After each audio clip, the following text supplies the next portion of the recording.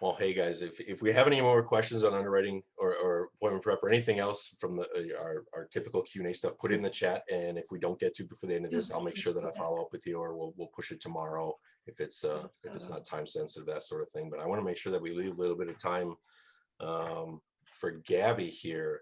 For anybody that doesn't know Gabby, she'll do a quick introduction of herself. But Gabby is a top producer here. She's been with Symmetry. What are we looking at, Gabby? 3 years, 4 years?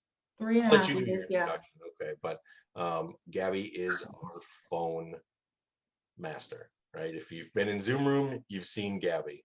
We talked a little bit about yesterday. She just held a boot camp here in her backyard in the Houston area, and they spent some time talking about some of the phone work, a lot of where a lot of us are right now, as far as how do I get the momentum, some tips, some, we know that we talk about the script, we talk about the objection handling, we talk, we're getting pretty familiar with it, with those sort of things as this group. But I wanted to make sure that we got Gabby on just to talk through a little bit of what her mindset looks like. Some maybe advanced, I think I talked about it as some PhD tactics as far as what we're doing on the phones and as far as inserting breath and some of that sort of stuff. So Gabby, I don't want to steal too much thunder, but really want to just hear from you as far as your mindset on calls. I mean, we're not talking about Gabby setting 19, 20 appointments on 15 dials. I think you just posted 350 dials this week. Yeah. Something like that. So this is, it happens. Sometimes you set you set a ton of appointments on a few dials, and sometimes you've got your number and it's just go and get it. So Gabby, if you wouldn't mind, the floor is yours. We would just love to hear from you. Again, this is primarily as you're seeing some faces on here, maybe you're not super familiar with. We've got some, a lot of this is some newer agents really starting to get comfortable on the phones and really starting to get some momentum there. So anything that you can provide to us would be awesome. Yeah, and I recognize some faces too of being in Zoom. That's awesome.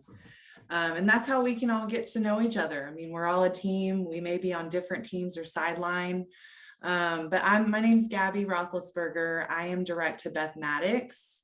And everything that I know, I'm just going to start with this. Everything I know is from Bethmatics and Sarah Pappas. So y'all are absolutely in good hands with Sarah and Brian and Glenn and Ann, everybody. So Sarah, some of the things that we went over in the boot camp, Sarah was calling it my breathing technique.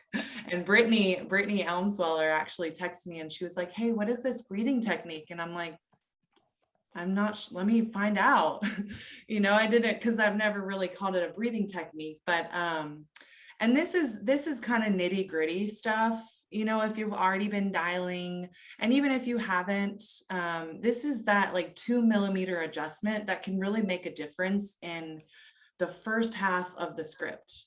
So, number one thing, and you've probably heard this, we are not telemarketers. We do not have, a phone book and calling out of a phone book and cold calling people. That's one of the reasons why I came to Symmetry. I did not want to hit up my family and friends, and I did not want to cold call. So we actually have a request, talking about mindset, we have a request that they sent in, they called in, they mailed in, whatever the case may be. And we're just calling them back. So if you can do anything before you get on the phones, is getting your mind right that we are not cold calling. We are calling them back because actually they bugged us first, right? And so one thing that is huge when you're first getting on the phones, and if you've never been on the phones, you're going to be nervous. You're going to be able to practice the script and you're going to probably sound great, but then someone's going to actually pick up the phone and you're going to be nervous. You're going to be talking fast, maybe, kind of excited sounding. So the number one thing that separates us and our phone call from a telemarketer is being low and slow. So I'm sure you've heard that, but it truly is reading your script really, really slow and not having a high pitched voice when you're calling. And I like to compare that to being eager versus bored. So you don't actually want to sound eager on the phone, because if you're getting a random phone call from someone and they sound eager, they sound excited, I'm automatically thinking, click, they're just trying to sell me something. But if you're kind of sounding bored, you're just doing your job, just calling you back. That's actually the route that we want to go. And I know that seems kind of strange, like, okay, we want to be bored when we're dialing. We want to sound bored when we're dialing. So when you ever are listening back, because you should always be recording yourself. I even record myself now. And I'm, an alleged pro on the phones, but I record myself sometimes if I don't like my numbers, if I'm getting some no-shows, I'll record myself and have Beth listen to it. So that's really important. But when you're re-listening to yourself, just think, okay, am I sounding eager or am I sounding bored? Okay, so just eager versus bored.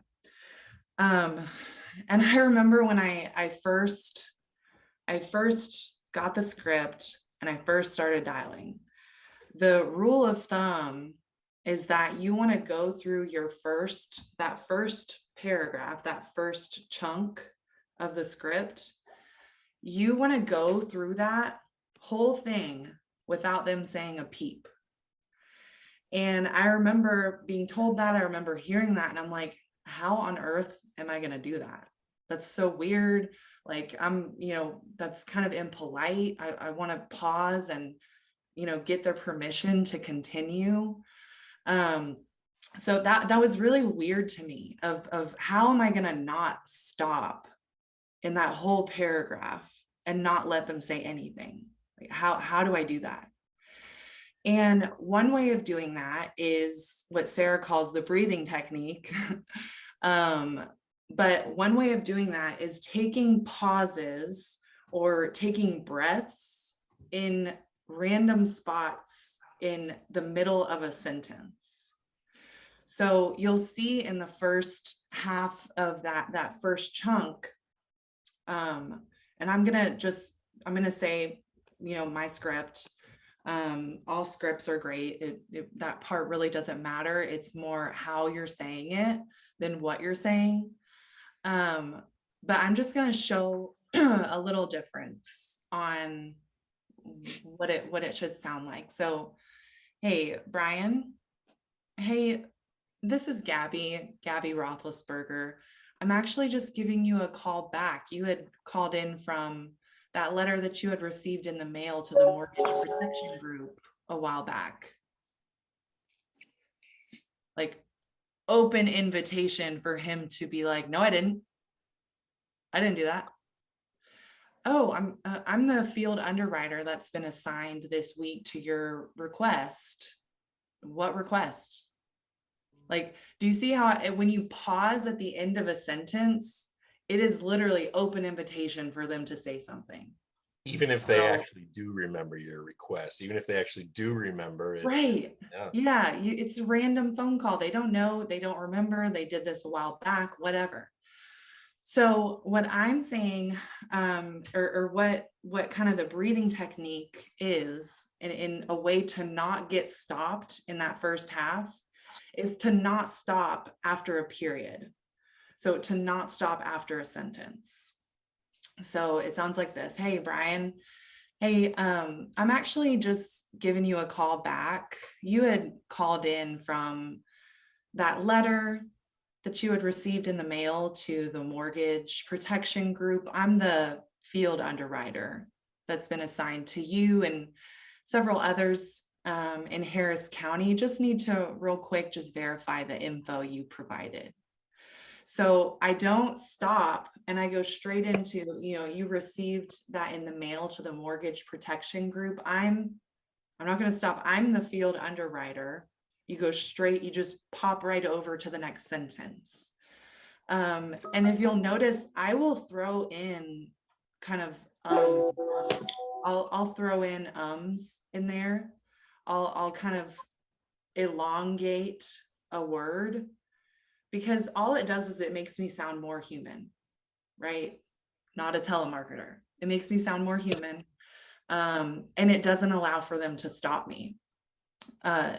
Another rule of thumb for this first chunk of the script, and it really is the most important part. If you can master this, the first chunk of the script, the rest is just questions, and then it's tie down.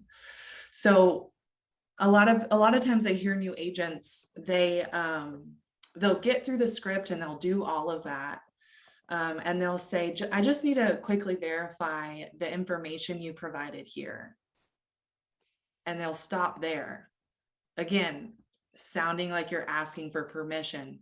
We're not asking for permission. You did this. We're calling you back because it's our job. So we already know we have permission.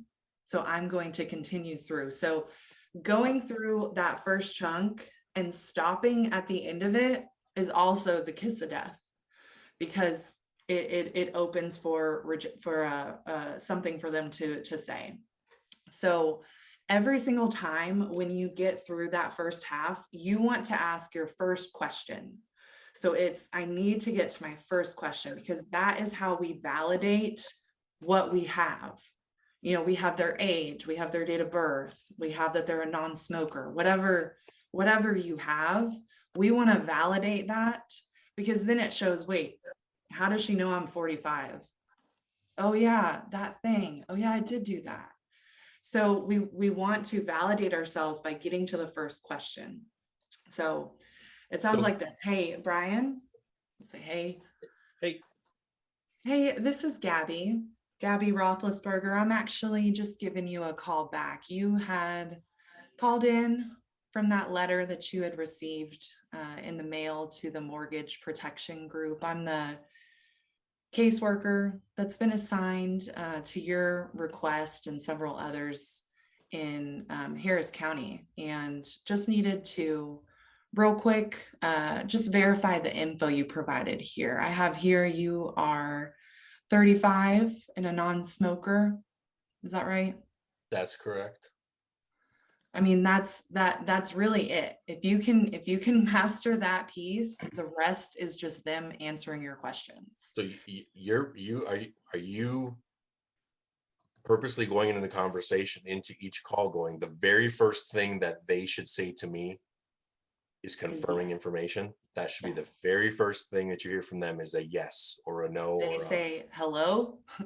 Yeah, hello, and then they say, yeah, I'm 45. It seems strange. I get it. I feel it. I know how it can feel in the beginning, where it's like you want to stop and ask for information. Ask for permission, but you don't. And it's very, very possible, just by adding in those kind of random pauses or elongating a word, and keeping your tone level, almost monotone. Again, bored, right? Not eager. Eager would sound, hey, Brian. Yeah. Hey, what?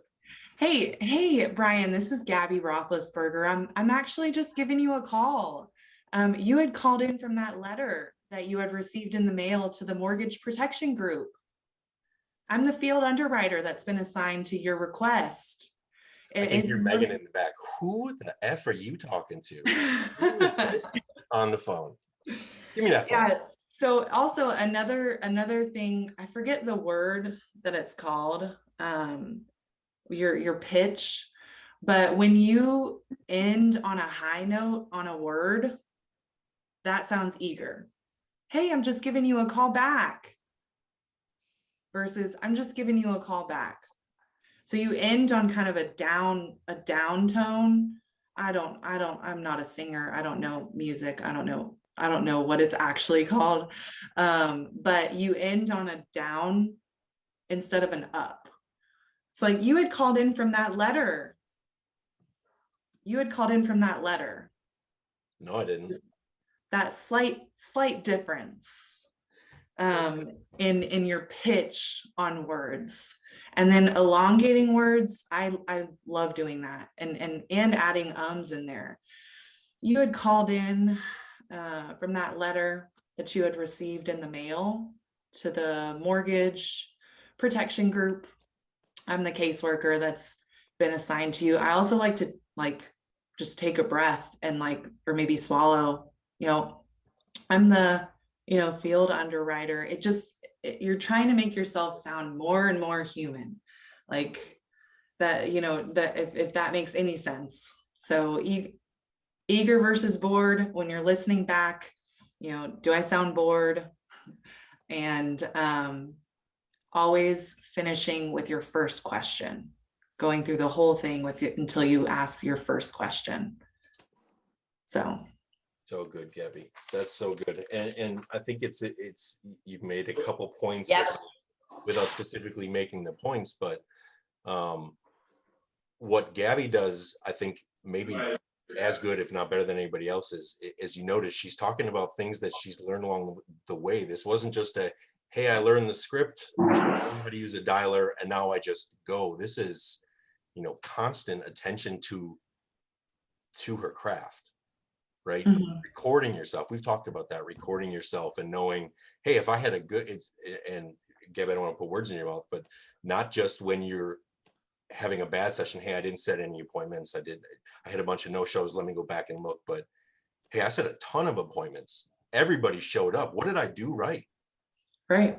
Constantly looking back on that stuff, that's really, when we talk about Gabby with the phones and doing that, or anybody else who's really good at a certain aspect of this. Gabby, you're good at all of this, but a certain aspect is not just a, hey, let me learn it once and then go out. It's constant coaching, constant those 2mm adjustments that we talk about, and always making sure that you're leaning in with your upline and having somebody to know that you have somebody to review what you've done and make those 2mm adjustments. That's great, Gabby.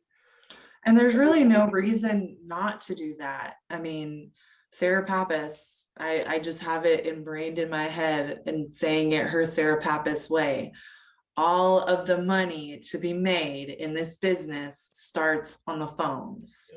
That's just period, and so why wouldn't you want those 2mm adjustments? Why wouldn't you want to be coached on that?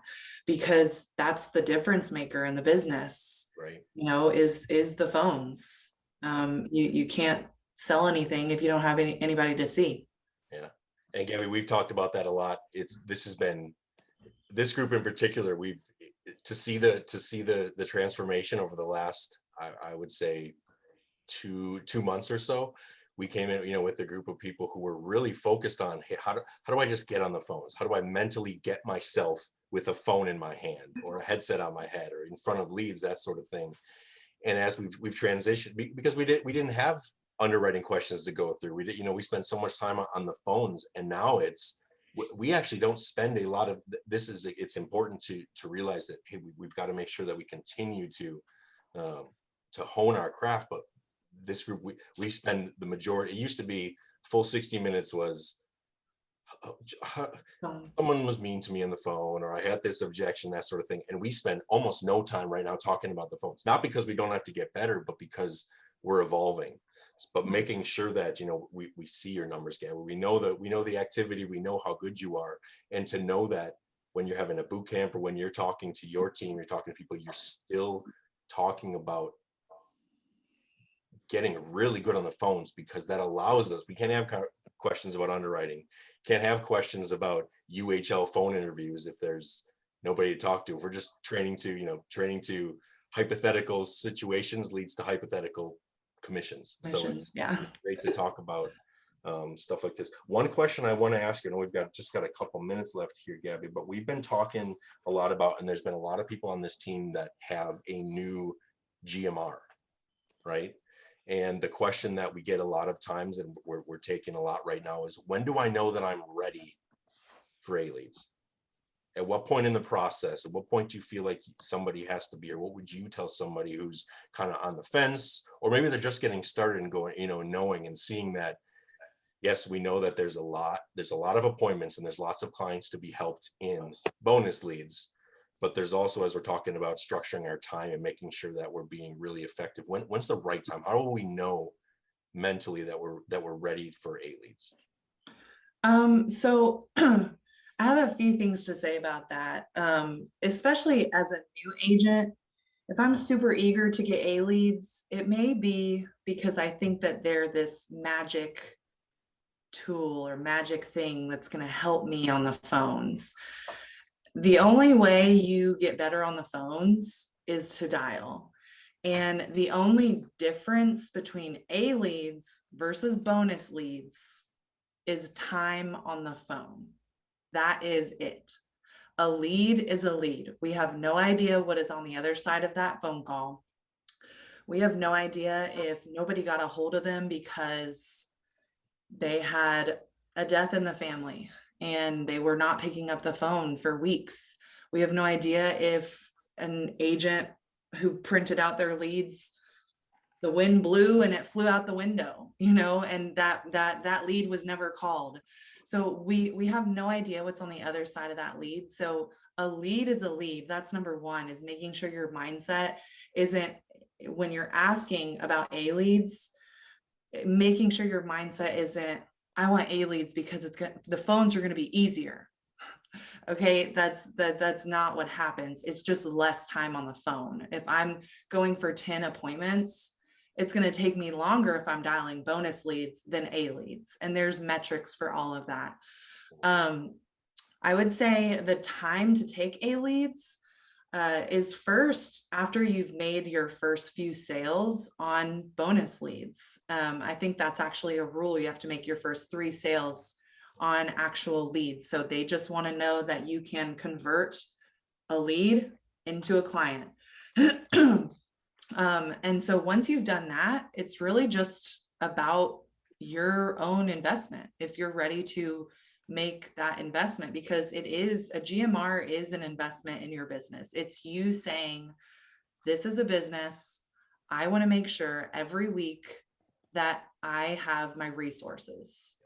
Part of the 4 keys to a successful week is resources. I want to make sure that I'm committed. That's one way to be committed, is a GMR. And you getting leads every week means you're going to be working every week.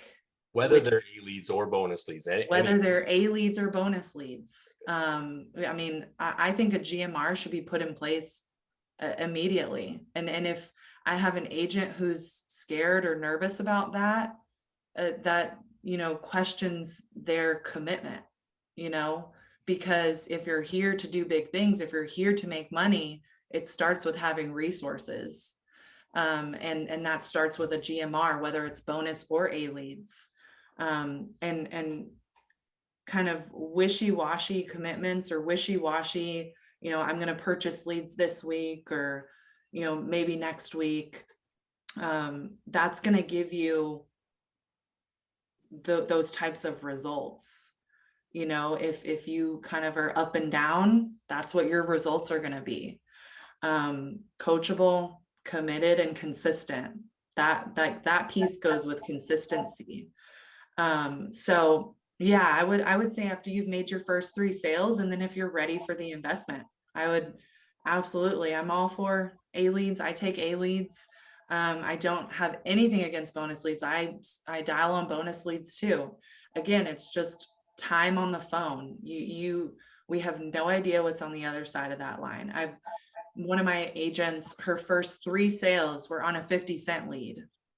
She wrote 3 apps in her first appointment that she booked on a 50-cent lead. There is no discrimination on leads whatsoever. So making sure your mind is right and you're just not looking for an easy fix to this dial dilemma that you have, if you have one, if that's your reasoning. So good, Gabby. Thank you. Last question that I've got. Dialer or old school with the phone? Just are you using the Ninja dialer? Tell us a little bit about the tools that you're using for dialing.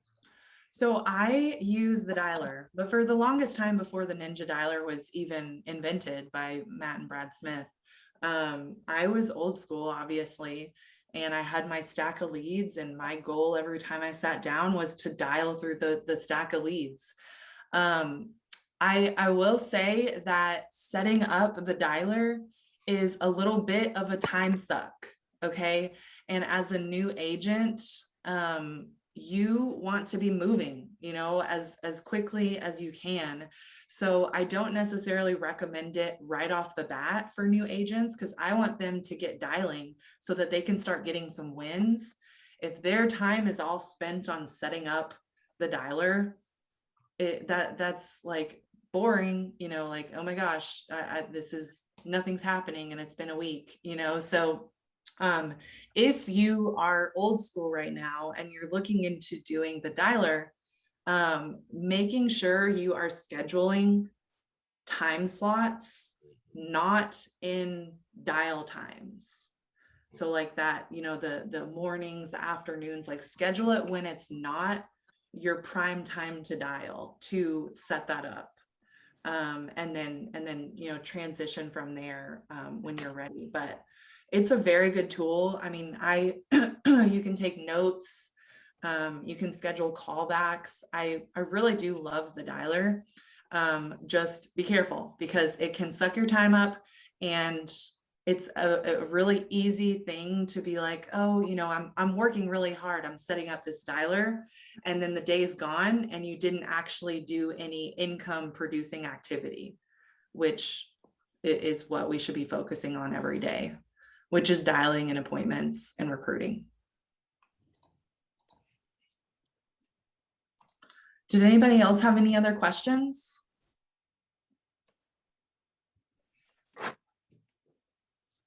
It may not be a fair question.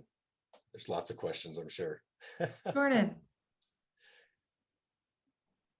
Yeah, I got a question. So way back when I was a sales rep, and we were calling old clients, but it was basically cold calls. We were kind of taught to smile and talk to them like they were actually right in front of us. Has there ever been a time where you were very energetic or very eager, as you say, when you were talking to people, and maybe high pitched? And if you were, can you talk about the difference between your success then versus now? Yeah. So you want to mirror your client, like the way that they sound. But I do that lower in the script. So I stay monotone, I stay slow and low. I stick with the breathing in random spots. Sound the throwing those in there, asking the questions. And if someone is like, eager or whatever, they're in a good mood, I'm right there with them. So you want to mirror how they are when you're dialing. I know that when I first started, for me, it was nerves. Like my nerves would make me talk really fast and, talk really, really, really fast and high. And it just doesn't work. It's a turnoff, because if you think about it, we're calling these people, in a random time, right? They did something, we're just calling them back, but they don't know who we are yet. They don't know why we're calling. So we need to give ourselves a chance to even say that and let them know that by slowing it down, sounding like a regular person. But I'll joke around with my clients for the appointment setting. I mean, if they say something funny, if they're really nice, or whatever, they say something, I just mirror whatever that is. Yeah. That's great. Thank you. Yeah. Good question. Yeah. Anybody else?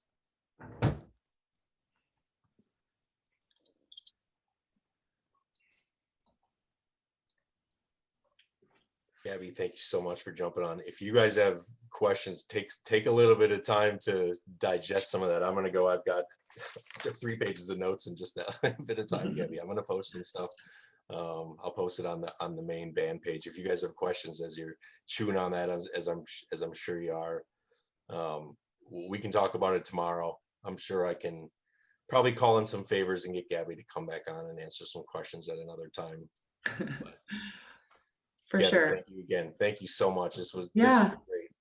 I hope it was helpful, and one good way to clock in and make sure you get your dials in is to hop in the Zoom room. One way to learn quickly, one way to get coaching, one way to just not do dials by yourself. And I like to think of it as clocking in is getting in the Zoom room, you're clocking in. So yeah, absolutely. Happy to help, and I will see y'all in the Zoom room. Thanks, guys. Bye, Have a y'all. good day.